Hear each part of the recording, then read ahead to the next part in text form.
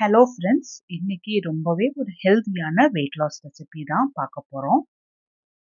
பட்னி கிடந்து weight reduce பண்ணாமல் நல்ல ஹெல்த்தியான உணவாக சாப்பிட்டு வெயிட் ரெடியூஸ் பண்ணலாம்.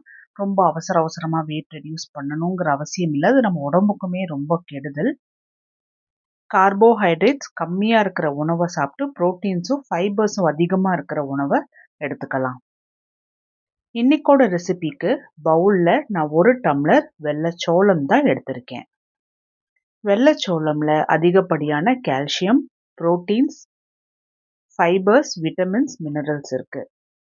எந்த உணவு சாப்பிட்டாலுமே அதில் என்ன சத்துக்கள் இருக்கு அப்படின்னு நம்ம யோசிச்சு எடுக்கும்போது நாளடைவில் சத்தான உணவாக எடுத்துக்கிறது போல நம்ம மாற்றிக்கலாம்.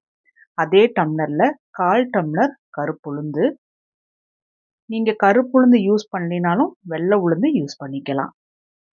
வெள்ளை உளுந்தை விட கருப்புளுந்தில் நார் சத்து ஜாஸ்தி. இதில் 1/4 டீஸ்பூன் வெந்தயம் போட்டுக்கலாம். வெந்தயம் உடம்புக்கு குளிர்ச்சி கொடுக்கும். குளிர்ச்சி ஆகும்போது தான் முடி கொட்டுறதெல்லாம் நிற்கும். உடம்புல உஷ்ணம் ஜாஸ்தியாக இருந்துச்சு அப்படின்னா கண்டிப்பாக ஹேர் ஃபால் இருக்கும். ஹேர் ஃபாலுக்கு நம்ம ஆயில் அப்ளை பண்ணுறது மட்டும் முக்கியம் கிடையாது, நம்ம உணவுமே அதுக்கேற்றது போல் எடுத்துக்கணும். தண்ணி ஊற்றி 2லேருந்து 3 முறை நல்லா கழுவிட்டு இது எல்லாமே நல்லா மூங்குற அளவுக்கு தண்ணி ஊற்றி ஒரு 6 மணி நேரம் ஊற வச்சிடலாம். 6 மணி நேரத்துக்கு அப்புறம் சோளம், உளுந்து, வெந்தயம் இது 3மே நல்லா ஊறி வந்திருக்கு. இது தண்ணியிலேருந்து வடித்து எடுத்து மிக்ஸி ஜாருக்கு ட்ரான்ஸ்ஃபர் பண்ணி தேவையான அளவுக்கு தண்ணி சேர்த்து நல்லா அரைச்சி எடுத்துகிட்டு வந்துடலாம். நான் இதில் இப்போவே உப்பு சேர்த்த போகிறதில்ல. இதை ஒரு 5 மணி நேரம் புளிக்க வைக்க போகிறேன். 5 மணி நேரத்துக்கு அப்புறம் மாவு பாருங்கள் எந்த அளவுக்கு நல்லா பர்ஃபெக்டாக புளிச்சு வந்திருக்கு அப்படின்னு.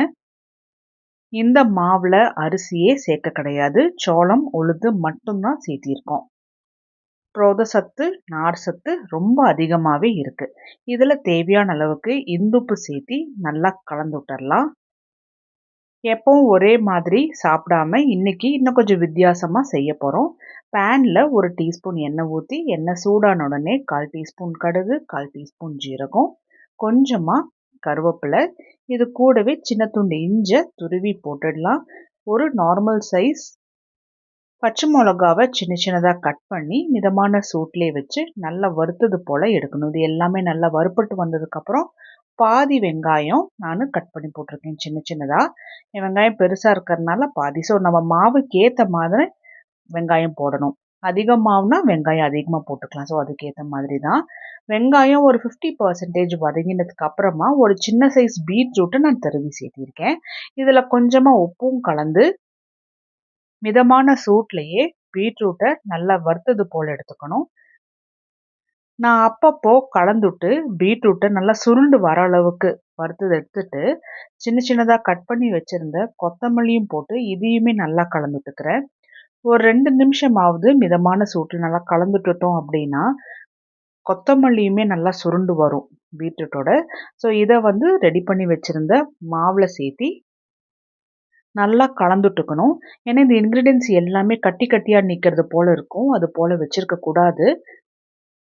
இதில் இட்லி செய்கிறோம் அப்படின்னா திட்டாக நிற்கிறது போல் இருக்கும். இப்போ இட்லி பதத்துக்கு ஏற்ற மாதிரி தண்ணி சேர்த்தி நல்லா கலந்துட்டுக்கணும். ஒரு 5 நிமிஷமாவது கை விடாமல் நல்லா இது போல் மெதுவாக கலந்துட்டுக்கிட்டே இருந்தோம் அப்படின்னா தான் நல்லா கரெக்டான இந்த கன்சிஸ்டன்சிக்கு இருக்கும். ரொம்ப தண்ணியாகவும் இருக்கக்கூடாது, ஏன்னா இட்லி அப்புறம் ரொம்ப வேகாமல் ஒரு மாதிரி மாவு மாதிரி பிசுன்னு ஆகும். ஸோ அது நீங்கள் கேர்ஃபுல்லாக பார்த்துக்கணும். இட்லி பாத்திரத்தில் குழி எல்லாத்துலேயுமே நான் கொஞ்சமாக எண்ணெய் தடவி விட்டுட்டு ஒவ்வொரு குழியுமே மாவு ஊற்றிக்கலாம். இந்த இட்லி மாவு ஒரு 15 நிமிஷமாவது ஃப்ளேம் ஆனில் வச்சு வேக வச்சுட்டு அதுக்கப்புறமா ஒரு 5 நிமிஷம் சிம்மில் வச்சு வேக வச்சுட்டு ஒரு 75% ஆற வச்சு எடுக்கணும். இட்லிக்கு சைட் டிஷ்ஷாக நான் காராமணி கிரேவி தான் ரெடி பண்ணலாம். ஏன்னா இதுவுமே ப்ரோட்டீன் ரிச்சாக இருக்குங்கிறதுனால காராமணி நேற்று நைட்டே நான் ஊற வச்சு இப்போ காலையில் வேக வச்சு எடுத்திருக்கேன். இதில் நான் உப்பு போட்டு வேக வச்சுருக்கேன். இது ஓரமாக வச்சுட்டு கடாயில் 1 டேபிள் ஸ்பூன் எண்ணெய் ஊற்றி எண்ணெய் சூடான உடனே 1/4 டீஸ்பூன் கடுகு, 1/4 டீஸ்பூன் ஜீரகம், கொஞ்சமாக கருவேப்பிலை, இது 3மே கொஞ்சமாக பொரிஞ்ச உடனே 2 நார்மல் சைஸ் வெங்காயத்தை நான் சின்னதாக கட் பண்ணி சேர்த்திக்கிறேன். வெங்காயமும் இது போல் எண்ணெயிலேயே நல்லா வதங்கி வரணும்.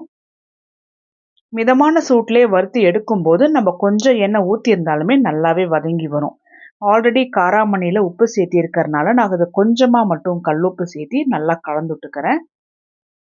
ஒரு 5 நிமிஷம் டிஸ்டர்ப் பண்ணாமல் விட்டோம் அப்படின்னா வெங்காயம் எல்லாமே லைட்டாக கோல்டன் ப்ரௌன் கலரில் வதங்கி வரும். இதில் ஒரு 1/2 டீஸ்பூன் இஞ்சி பூண்டு பேஸ்ட் போட்டு இதோட வாசனை நல்லா வர அளவுக்கு நல்லா வதக்கி எடுத்துக்கணும். அப்போ தான் இஞ்சி பூண்டு நல்லா ஒரு ஃப்ளேவர் கொடுக்கும். இஞ்சி பூண்டு வெங்காயம் எல்லாமே நல்லா வதங்கி வந்திருக்கு. இதில் நான் 4 கொஞ்சம் பெரிய சைஸ் தக்காளி நல்லா அரைச்சி தான் சேர்த்திருக்கேன். மிக்சியிலையுமே ஒரு டம்ளர் தண்ணி சேர்த்து இது போல் குழம்புல ஊற்றி நல்லா கலந்து விட்டுறலாம். இந்த ஸ்டேஜில் உப்பு காரம் எதுவுமே சேர்த்த வேண்டாம். மூடி வச்சு ஒரு 5 நிமிஷம் நல்லா கொதிக்க விடலாம். தக்காளியோட பச்சை வாசனை எல்லாம் போயிட்டு கொஞ்சமாக சுண்டியும் வரட்டும் குழம்பு. 5 நிமிஷத்துக்கு அப்புறம் குழம்பு நல்லா சுண்டி வந்திருக்கு. இதை ஒரு முறை நல்லா கலந்து விட்டுட்டு மசாலா ஆட் பண்ணிக்கலாம். நான் 2 டீஸ்பூன் குழம்பு மிளகாத்தூளும் 1/4 டீஸ்பூன் மஞ்சளும் தான் சேர்த்திருக்கேன். இந்த குழம்பு மிளகாத்தூளை நான் எல்லா இன்க்ரீடியன்ஸுமே சேர்த்திருக்கறனால எக்ஸ்ட்ராவாக மல்லி ஜீரகத்தூள்னு எதுவுமே சேர்த்த வேண்டாம். இதில் வேக வச்சிருந்த காராமணியை தண்ணியோடவே சேர்த்தி ஊற்றணும். தண்ணியை வடிகட்ட வேண்டாம். தண்ணிலையுமே ஏராளமான ஹெல்த் பெனிஃபிட்ஸ் இருக்குது. இப்போ குழம்பு ஒரு முறை நல்லா கலந்து விட்டுட்டு டேஸ்ட் பார்த்துக்குங்க. உப்பு காரம் எல்லாம் சரியாக இருக்குதான்னு. அதே போல் குழம்ப எந்த கன்சிஸ்டன்சியில் வேணுமோ அதுக்கேற்ற மாதிரி தண்ணியும் ஊற்றி நல்லா கலந்து விட்டுறலாம். கடைசியாக சின்ன சின்னதாக கட் பண்ணி வச்சுருந்த கொத்தமல்லி தூவி விட்டு கலந்து விட்டுட்டா ரொம்ப டேஸ்டியாக ஹெல்தியான காராமணி குழம்பு ரெடி ஆயிடுச்சு.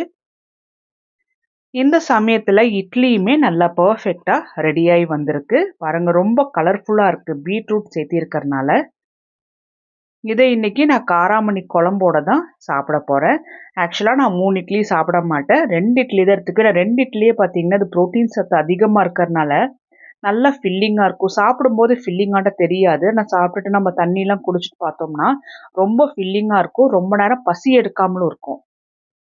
சேனலில் அரிசி சேர்த்தாம தான் ரெசிபீஸ் போட்டுட்ருக்கோம். இது வெயிட் லாஸ் பண்ணுறவங்களுக்கு, சுகர் இருக்கிறவங்களுக்கு ரொம்ப ஹெல்ப்ஃபுல்லாக இருக்கும்.